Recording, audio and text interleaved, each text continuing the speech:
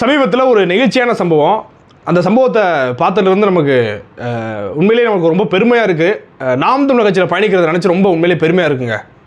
அந்த சம்பவத்தின் மூலமாக இந்த தமிழ் சமூக மக்கள் புரிந்து கொள்ள வேண்டியது என்ன, அப்படி நாம் தமிழர் கட்சிக்காரங்க என்ன பண்ணிட்டாங்க.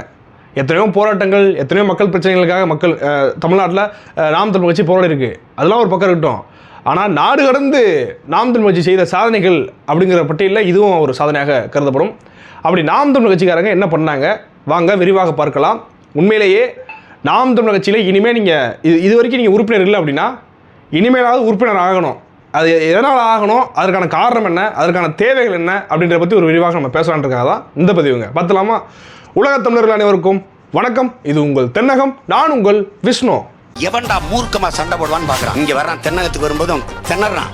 சவுதிக்கு நாகப்பட்டினத்தைச் சேர்ந்த கவாஸ்கர் என்ற ஒருத்தர் வந்து ஒரு ஏழை குடும்பத்தைச் சேர்ந்த ஒருத்தர் வேலைக்கு போயிருக்காப்புல. உங்களுக்கு தெரியும், இங்கே தமிழ்நாட்டில் இருக்கக்கூடிய பலரும் வந்து பிழைப்பு தேடி வெவ்வேறு நாடுகளுக்கு சென்று அவங்க வந்து வேலை பார்ப்பது வந்து இங்கே ஒரு சாதாரண விஷயமாக மாறிடுச்சு. இப்போ ஏன்னா தமிழ்நாட்டில் வேலைவாய்ப்பு கிடையாது, சம்பளம் பற்ற மாட்டேது, பணம் பற்ற மாட்டேது, இதை வச்சு நம்ம என்ன பண்ணுறது அப்படின்றக்காக வேலைவாய்ப்புகளை தேடி வெளிநாடுகளுக்கு இருக்கக்கூடிய மக்கள் செல்ல ஆரம்பிக்கிறாங்க. அதுபோல் சவுதிக்கு சென்றிருக்காப்புல.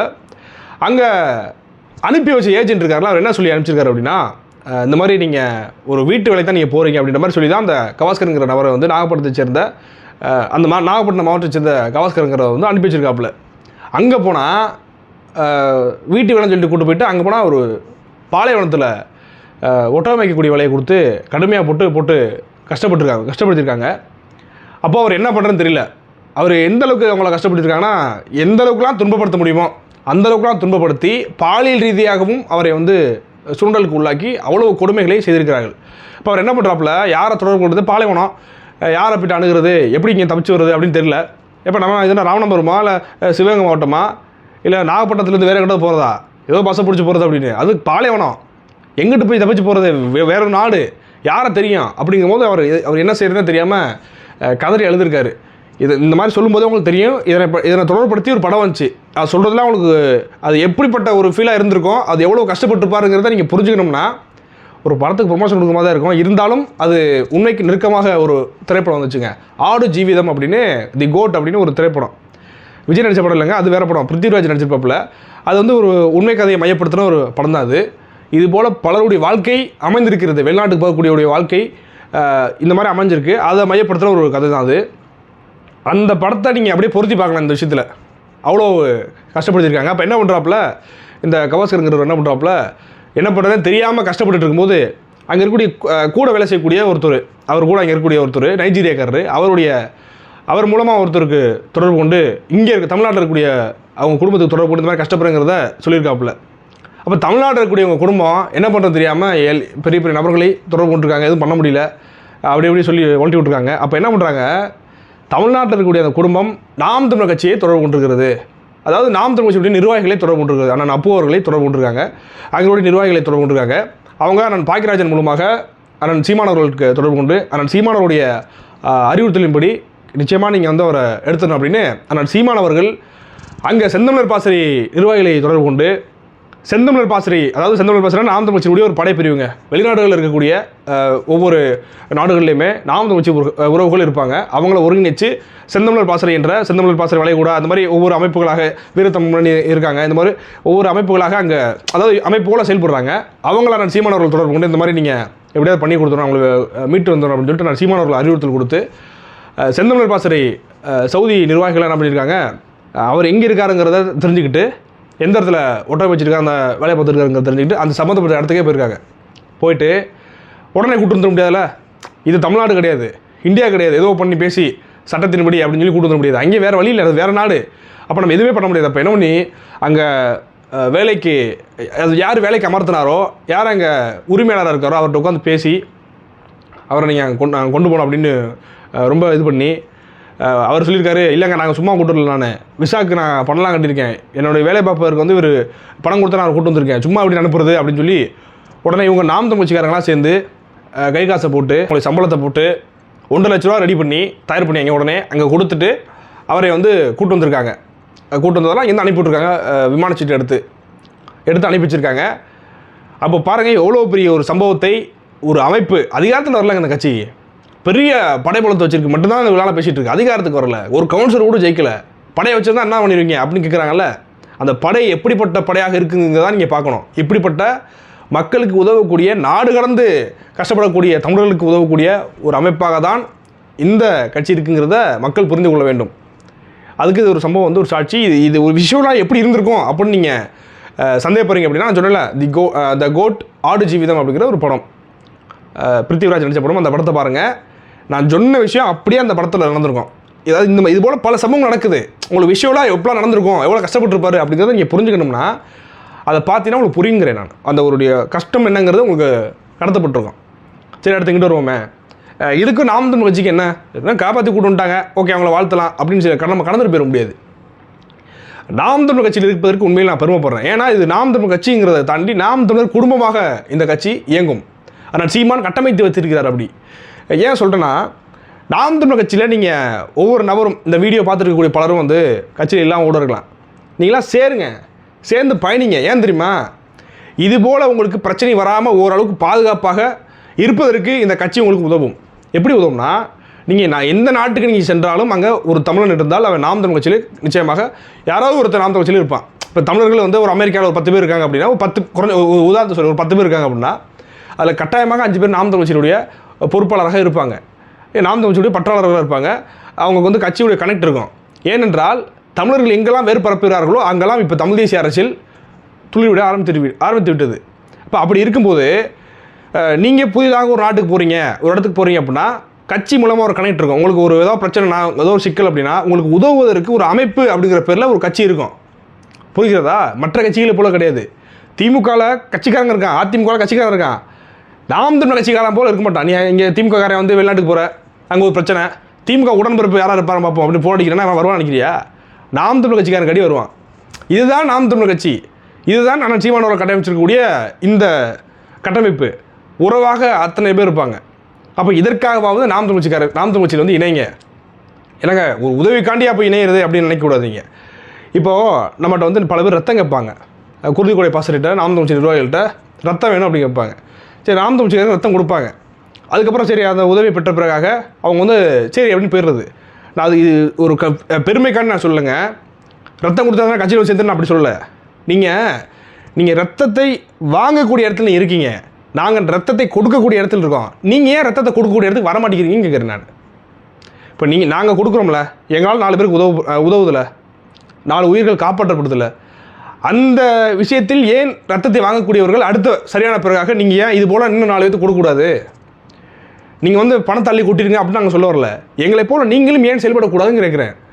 உங்களுக்கு ஒரு உதவி வந்திருக்குல்ல, நீங்கள் அதே போல் ஏன் 10 பேருக்கு உதவி செய்யக்கூடாது? அதுக்கு நீங்கள் என்ன செய்யணும்னா, கட்சியில் இணைஞ்சு ஒரு அமைப்பாக, ஒரு கட்டமைப்பாக நீங்கள் செயல்படும் போது இன்னும் பல பேருக்கு நம்மளால் உதவ முடியும்.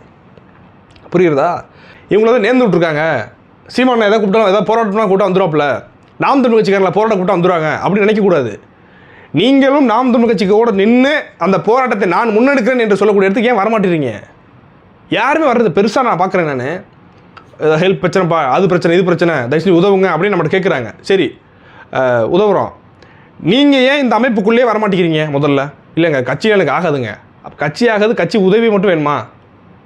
அதாவது அன்றாட கட்சியாக இருக்கக்கூடியவர்களுக்கு என்ன பின்புலம் இருக்குது? ஒரு பின்புலம் இல்லை, பணம் இல்லை, பொருளாதார வலிமை எதுவுமே. முதல்ல பொருளாதார வலிமை இல்லை. அப்போ உங்களுக்கு என்ன பலம்? உங்களுக்கு அடித்தா யார் கேட்பா? அதற்காகவாவது நமக்கு ஒரு பின்புலத்திற்காகவாவது கஷ்டப்படக்கூடிய மக்கள், பாதிக்கப்படக்கூடிய மக்கள்லாம் இந்த அமைப்பாக திரளும் போது தான் நமக்கு பின்னாடி ஒரு படம் இருக்கும். நம்ம மீது ஏதோ ஒரு பிரச்சனைக்கு நம்ம அடக்குமுறைக்கு உள்ளானோம்னா ஒரு அமைப்பு வந்து நிற்கும், ஒரு தலைவர் வந்து நிற்பார். அதை ஏன் புரிந்து கொள்ள மாட்டீங்க? உங்களுக்கு சிக்கல்லாம் மட்டும் நாம் தமிழ் கட்சியுடனே வரக்கூடாதுங்க. நீங்களே இது போல் யாருக்கு சிக்கல் வந்துடக்கூடாது, 4 பேருக்கு சிக்கல் வந்தால் நம்ம உதவக்கூடிய இடத்துல இருக்கணுங்கிறது முதல்ல நினச்சி பலரும் இந்த அமைப்பில் தங்களை இணைத்துக் கொள்ளுங்கள். புரிகிறதா? இதுதான், இது ஒரு ஸ்ட்ரக்சராக இருக்கும். எந்த நாட்டுக்கு போனாலும் நாம் தமிழ் கட்சிக்காரர் இருப்பான், எந்த ஊருக்கு போனாலும் நாம் தமிழ் கட்சிக்காரர் இருப்பான். நீங்கள் உதவியும் பெறலாம், உதவியும் செய்யலாம், தைரியமாக இருக்கலாம். பொருளாதார வலிமை கிடையாது.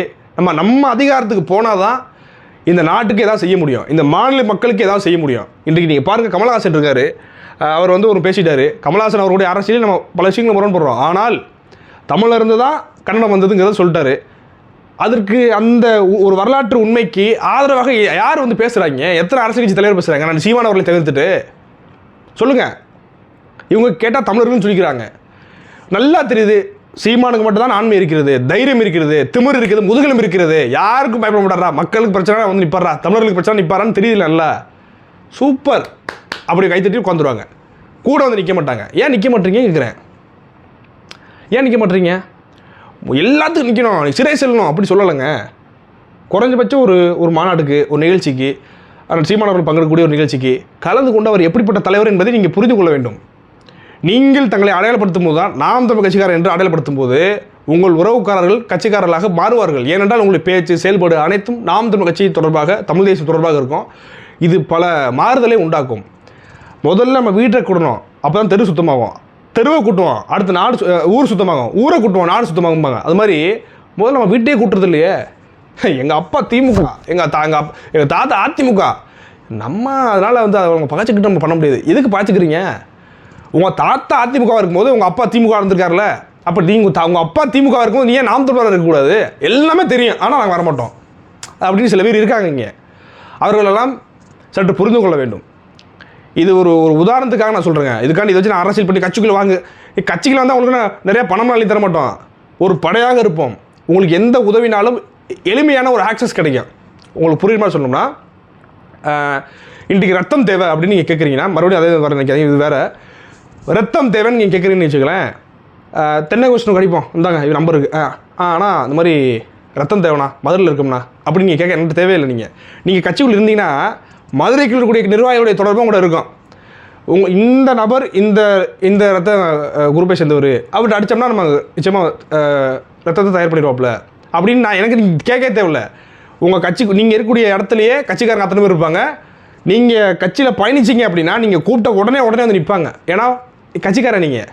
மூன்றாவது நபர்கள் வந்து நம்மகிட்டையும் சொல்லுவாங்க, இன்னொருத்தரையும் சொல்லுவாங்க. ஒருவேளை சும்மா நெருக்கடி அதிகமாக நெருக்கடி கொடுத்தா வந்து அதுக்கப்புறம் போய்க்கலாங்கிறோட நினைக்கலாம். ஆனால் கட்சிக்காரராக இருக்கும்போது நீங்கள் யாரையும் போய் தேட தேவையில்லை, உங்களுக்கே எல்லாம் தெரிஞ்சிடும். கண்ணு முன்னாடியே இருப்பாங்க, ரத்தம் கொடுப்பதற்கு ஆள் இருப்பாங்க, ஒரு உதவின ஆள் இருப்பாங்க, எல்லாரும் உங்களுடைய தொடர்பு இருப்பாங்க. இப்படி தொடர்புகளை ஏன் உருவாக்க மாட்டீங்க? கட்சிக்குள்ள வேண்டினா தொடர்பு வந்துருங்கிறேங்க, வேறு ஒன்றும் இல்லைங்க. அதுக்காண்டி கட்சிக்குள்ள வரணுமா, அதுக்காண்டி வந்து நாங்கள் ஓட்டு போகிறது பத்தாதா, கட்சிக்குள்ள வந்தால் எல்லாம் பண்ணுவீங்களா? அப்படிலாம் இல்லை. உங்களை போன்று தான் நாங்களும். புரிகிறதா? நல்லா புரிஞ்சுக்கணும். மீண்டும் சொல்கிறேன், போராடுவதற்கு நேர்ந்து விடப்பட்டவர்கள் நாங்கள் கிடையாது. மக்களுக்கான பிரச்சனையில் எங்களுடைய வேலையை விட்டுட்டு தான் வந்து நிற்கிறோம். உங்களை போன்று தான் நாங்களும். உங்களுக்கு பிரச்சனைனால வந்து நிற்கிறோம். அந்த பிரச்சனையில் நின்னது பிறகாவது எங்களுக்கு தோல் கொடுக்க நீங்கள் வரீங்களா? பல பேர் வரதில்லைங்க. கட்சிக்காரங்களா, நாம் தமிழ் கட்சிக்காரங்களாம் பயன்படுத்திட்டு அப்படியே ஓகே விட்டுறது. அப்படியா சரிங்க, உங்களுக்கு உதவுறோம்ல, நீங்கள் எங்கள் கூட நின்று எங்களுக்கு உதவுங்கன்னு சொல்லலை. கூட நின்று உங்களுக்கு எப்படி நீங்கள் உதவி தேவைப்படுச்சோ இது போல் பலருக்கு உதவி தேவைப்படும்ல, அவங்களையும் நம்ம அவங்களுக்கு நம்ம உதவி செய்து ஒரு பெரும்படையாக நம்ம இயங்கலாம்ல. அதெல்லாம் ஏன் யாருமே நினச்சி பார்க்கறது கிடையாது. ஏன் இப்படி சொல்ல நினைக்காதீங்க. பல பேரை நான் பார்த்துட்டேங்க. நாம் தமிழ் கட்சிக்காரர்கள் அப்பல் கற்றவர்கள், ஆமாம். மக்களுக்கு பிரச்சனைகள் ஓடி உழைக்கக்கூடியவர்கள், ஆமாம். அப்படி உழைத்த பிறகும் அவருடைய கரங்களை வலுப்படுத்த பலருக்கும் தயக்கம். ஏன் யோசிச்சு பாருங்கள். அப்படி தயங்கிறதுனால தான் இன்றைக்கி நாம் தமிழ் கட்சி அதிகாரத்துக்கு போகாமல் இருக்குது. கஷ்டப்பட்டு மக்களுக்காக உழைக்கக்கூடிய ஒரு 10 பேர் உழைச்சிக்கிட்டே இருப்பான். அந்த அவர்களால் இது பண்ணக்கூடியவர்கள், அதாவது பயனடையக்கூடியவர்கள் பயன்பெற்று கொண்டிருக்கிறார்கள் ஒரு பக்கம். ஏன் அந்த 10 பேரோடு சேர்ந்து கூட நிற்போம்னு யாரும் வர்றதில்ல. அந்த 10 பேருக்காண்டி நீங்கள் வர வேணாம், 10 பேர் காசு கொடுங்க நான் கேட்கல. நீங்கள் அந்த 10 பேரோட சேர்ந்து ஒரு 10 பேராக நின்னீங்கன்னா 20 மாறுது. உதவிக்கரம் 20 மாறும். 10 இருக்கும்போது 20 மாறிடுதுல. நீங்கள் நிற்கிறத பார்த்துட்டு இன்னும் 10 பேர் வருவாங்கள, 30 மாறுதுல. பல மக்களுக்கு நம்மளால் உதவி செய்ய முடியுதுல. இதை என்றைக்கு நம்முடைய உறவுகள், மக்கள், தமிழர்கள் புரிந்து கொள்கிறார்களோ அன்றைக்கு நாம் தமிழ் கட்சி மிகப்பெரிய ஒரு படையாக உருவெடுக்கும். கூடிய விரைவில் புரிந்து கொள்ளுங்கள். நீங்கள் உதவி கேட்கக்கூடிய இடத்தில் இருக்காதீர்கள், உதவி செய்யக்கூடிய இடத்திற்கு வாருங்கள் அப்படின்றத இந்த காணொலி எல்லாம் சொல்லிக்கிறேங்க. நீங்கள் இப்போ கட்சியில் இருந்தீங்கன்னா வெளிநாடு போனீங்கன்னு வச்சுக்கோங்களேன், இப்போ துபாய், சவுதி போகிறீங்கன்னா நீங்கள் போகிறதுக்கு முன்னாடியே அங்கே இருக்கக்கூடிய எல்லா பொறுப்பாளருடைய தொடர்பும் உங்களுக்கு வந்து இருக்கும், ஏற்கனவே இருக்கும். அப்போ நீங்கள் போகிறதுக்கு முன்னாடியே இந்த ஏஜென்ட்டை காசு கொடுத்து ஏமாந்தாங்களோ அதுவும் ஏமாறாமல் விசாரிச்சிடலாம். அண்ணே இந்த மாதிரி செந்தமிழ் பாச நிர்வாகிகளா நாங்கள் வேலைக்கு வரலான்னு இருக்கேனே, அங்கே எப்போ நான் இந்த இடத்துல சொல்கிறாங்க அது ஓகேவா, என்ன நீங்கள் கொஞ்சம் விசாரிச்சு சொல்லுங்கன்னா உடனே விசாரிச்சு சொல்ல போகிறாங்க. ஒரு நெட்வொர்க் பில்ட் ஆகுதுல, ஒரு தொடர்பு இருக்குல்ல. அப்போ இதுக்காகவாவது பல இடங்களில் நமக்கு நல்லதுங்க. தனிமையாக இருக்கும்போது நம்ம பாதிக்கப்படுறோம். அந்த தனிமையை விரும்பாதீர்கள். நம்ம தனியாக சம்பாதிப்போம் அப்படி வந்துடும் அப்படின்னு நினைக்காதீங்க. ஒரு இணையெழுச்சியான ஒரு கூட்டம், பொது சேவைக்காக வரக்கூடிய கூட்டத்தோடு இணைந்து செயல்படும் போது தான் எண்ணம், வாழ்க்கை, அனைத்திலும் நமக்கு சிறப்பு இருந்து கொண்டே இருக்கும். அதுக்காக அந்த வீடியோவால் நான் சொல்லிக்கிறேன். நாம் தமிழ் கட்சியில் நீங்கள் இருக்கிறீர்கள் என்றால் பெருமைப்படுங்கள். இந்த மாதிரி ஒரு பொதுநல கூட்டத்தோடு, பொதுநல படையோடு, கூட்டம் சொல்லக்கூடாது, பெரிய படையோடு நம்ம இருக்கிறோம் அப்படிங்கிறத நினைத்து பெருமைப்படுங்கள். இப்படிப்பட்ட ஒரு படையை அண்ணன் சீமானவர்கள் உருவாக்கிறாருங்கிற நினச்சி அண்ணன் சீமானவர்களையும் நம்ம நினச்சி பெருமை பண்ணோம். எங்களுக்கு இதோட சொல்கிறது, வாழும் சாட்சியாக கண்ணு முன்னாடி வாழ்ந்துட்டு எங்கள் இறைவன் போல இருக்கக்கூடிய, தெய்வமாக இருக்கக்கூடிய, எங்களுக்கு அனைத்திலும் அவராக இருக்கக்கூடிய எங்கள் தேசிய தலைவரை பார்த்து நாங்கள் ஒவ்வொரு விஷயத்தையும் நம்ம படிச்சுட்டு இருக்கோம். அப்படிப்பட்ட ஒரு தலைவரை பார்த்து வந்தவங்க இப்படி தான் இருப்போம் அப்படிங்கிறத மீண்டும் மீண்டும் சொல்லுவோம். நம்ம சொல்லலாம், எவ்வளோ நம்ம செய்தாலும் நாங்கள் பிரபாரம் பிள்ளைடா செய்வோண்டா அப்படின்னு நம்மளால் சொல்ல முடியும். அதனால் பெருமைப்படுங்கள் உறவுகளே. நாம் தமிழ் கட்சியில் இருக்கிறீர்கள் என்றால் நீங்கள் பெருமைப்படுங்கள். மீண்டும் ஒரு காணொலியில் சந்திக்கலாம். நன்றி, வணக்கம்.